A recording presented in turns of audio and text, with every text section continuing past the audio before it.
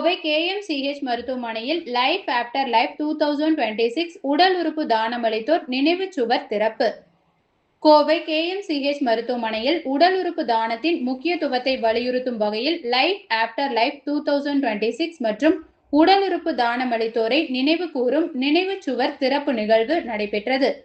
உலகளவில் ஆகஸ்ட் மாத 2வது வாரத்தில் கடைபிடிக்கப்படும் உடல் உறுப்பு தான பாராட்டு வாரத்தை முன்னிட்டு நடைபெற்ற இந்த நிகழ்வில் உடல் உறுப்பு தானம் மூலம் பலருக்கு மறுவாழ்வு அளித்த கொடையாளர்களின் குடும்பத்தினருக்கு மரியாதை செலுத்தப்பட்டது. மருத்துவமனையின் தலைவர் நல்லா ஜி பழனிசாமி தலைமையில் நடைபெற்ற நிகழ்ச்சியில் தமிழக மக்கள் நல்வாழ்வு, மருத்துவ கல்வி மற்றும் குடும்ப நலத்துறை அமைச்சர் டாக்டர் KG அருண்ராஜ் கலந்து கொண்டு தானமளித்தோரை நினைவு கூறும் நினைவுச் சுவரை திறந்து வைத்தார்.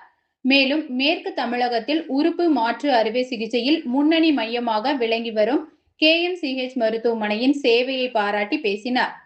KMCH தலைவர் மற்றும் நிர்வாக இயக்குனர் டாக்டர் நல்லா ஜி பழனிசாமி பேசுகையில், உடல் உறுப்பு தானம் மூலம் நூற்றுக்கணக்கான நோயாளிகளுக்கு புதிய வாழ்வு கிடைத்துள்ளதாகவும், அந்த உயரிய தியாகத்தை செய்த கொடையாளர்கள் மற்றும் அவர்களது குடும்பத்தினருக்கு மருத்துவமனை எப்போதும் நன்றி கடன் பட்டிருப்பதாகவும் தெரிவித்தார். செயல் இயக்குனர் டாக்டர் அருண் பழனிசாமி மிகுந்த துயரமான தருணத்திலும் பிறரின் உயிரை காப்பாற்ற உறுப்பு தானம் செய்யும் குடும்பங்களின் மனித நேயத்தை பாராட்டினார்.